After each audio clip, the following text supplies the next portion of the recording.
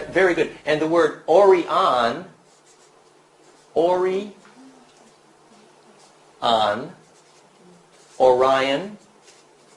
and Aryan.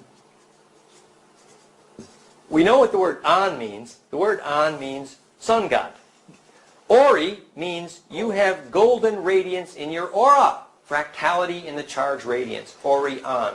So an Orion, Arion, Orion is one who has radiant, implosive, a gold mane on the lion. Yeah, we were talking last night. The star elders of these Anunnaki were called the Leonines, the Sekhmet, the secret places of the lion, the Kathmandu, the Sphinx, the lion gods. Yeah, and would you comment on the difference in the suffix between an versus al? North American, Indian versus Oriental? The term el and al mostly, well, for example, if you were to describe what happens to charge in DNA that does get a soul, it's a translation of vorticity such that the charge goes from the circle to the line. And the drawing of that is an L. So those who are able to make the L or phase shift are the ones who can translate their velocity and memory through the speed of light.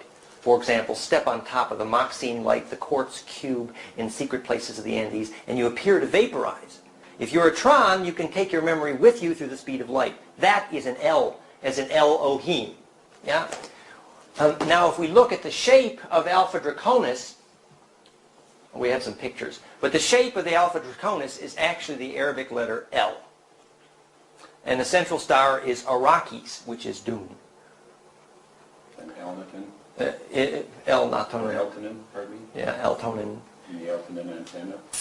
So this is all a name for those who... Now, originally L was a name for those who could do it. Later, L became a name for those who were wannabes. We think we ought to be able to, but... So the Elohim later came to describe those who would like to, but they really were having some trouble getting it up to speed there. So this becomes a clue then for describing various groups in history. Now let's track this bloodline. Remember, what we have here is a secret and dangerous attempt to breed a bloodline that could re-inhabit stars. That is a political hot potato back up here. Political hot potato. Empire could strike back any time. We're not sure we want this DNA getting out of here because it's powerful, it's dangerous, and it's in quarantine. Terminator's coming. So this becomes the story of trying to hide this bloodline through history, basically. And what we want to do now is track the story of that bloodline in virtually all major cultures of planet Earth. Remember we said in Australia you have snake god versus dolphin god. So in Australia he's called the dolphin god, right? In South Africa he's called Kilimanjaro. It's Enki. Credo Mutwa explained that to us. He was very helpful. And in Egypt, remember we've got the Atun versus the Amun. So, well, first we got to deal with Atlantis. So, in the descendants of Enki, his son was called Ningishida in Sumerian. Ningishida, spelled many ways. And in English, this became Thoth. And Thoth was called TWT, which means Tahuti, which in the Bible is spelled DWD, David. So everywhere in the Bible where you read the lineage of David, it means the lineage of Thoth. This is from the academic work of Ahmed Osman, Out of Egypt and House of the Messiah. And later Hermes, when it became Egyptian. But at the time of Atlantis, Thoth Ningishita and his father Enki had designed an electrical environment to save a gene pool called Atlatl, otherwise known as Thule. Thule basically means Enki's experiment, Thoth's experiment, which was the early name for Atlantis. And Atlatl here means, if you check the indigenous use of the term, it means projectile. And literally, if you go to the Native Americans of the American West, an Atlatl is a javelin. And you remember the pictures we have of Atlantis and Amsterdam, that's a concentric rings of water and land, which is how you fabricate a recursive capacitor. It's a projectile. It's a way for taking the charge field of a collective genome and projecting it into stars. Yeah?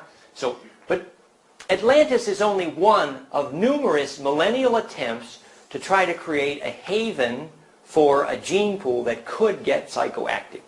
Another example is the book Holy Grail Across the Atlantic, or just the Holy Grail story in general, which is the attempt to shepherd and harbor and hide a gene pool that could get psychokinetic.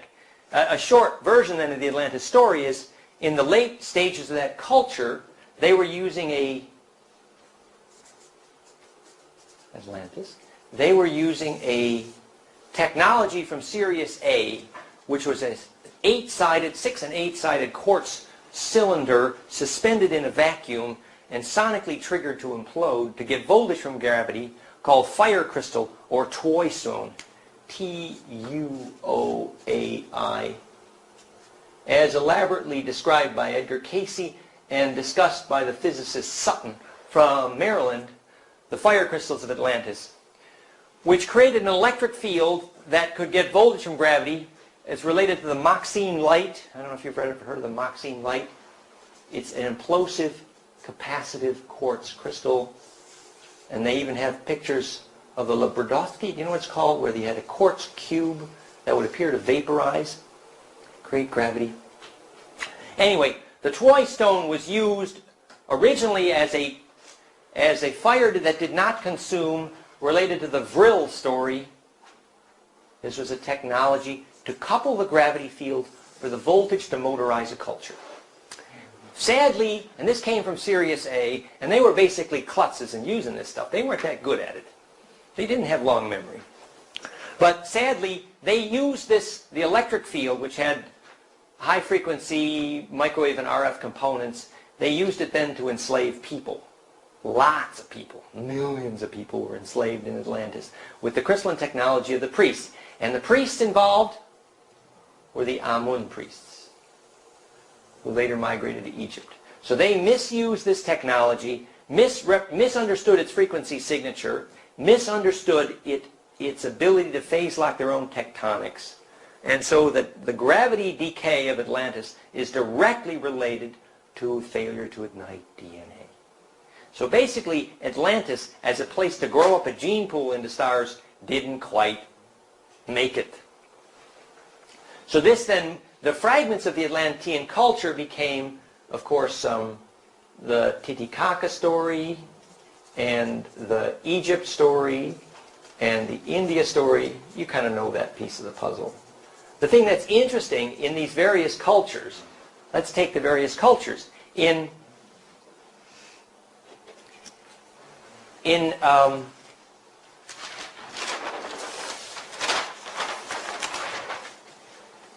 Egypt, the line was called Ptah.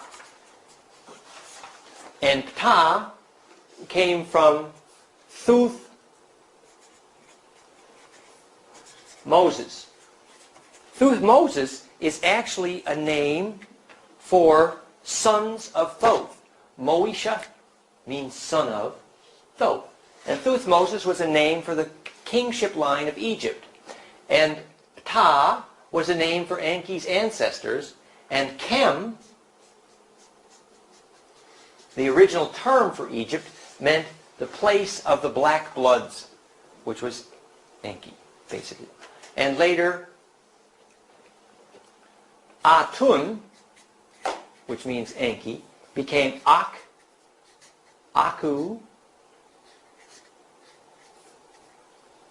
Atun, Akhenaten.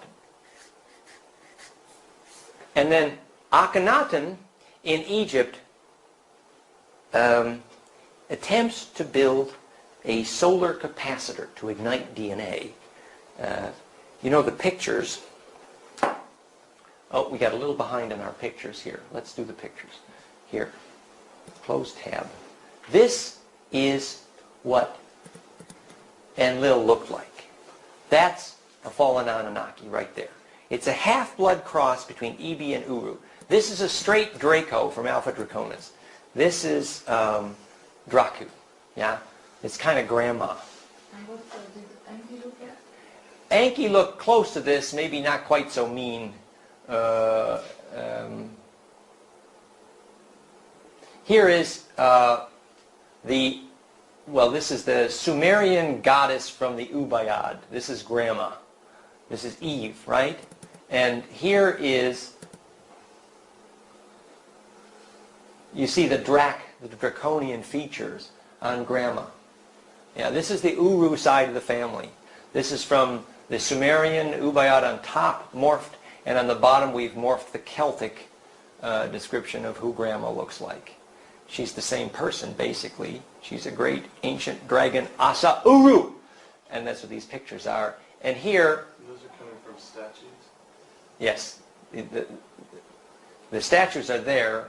These are drawings of the Draco. Now this drawing is from Anna Hayes, but there are similar drawings from Phil Schneider and others at Dulce, and our friends who have met them. I mean, what's the triangle between the two heads then?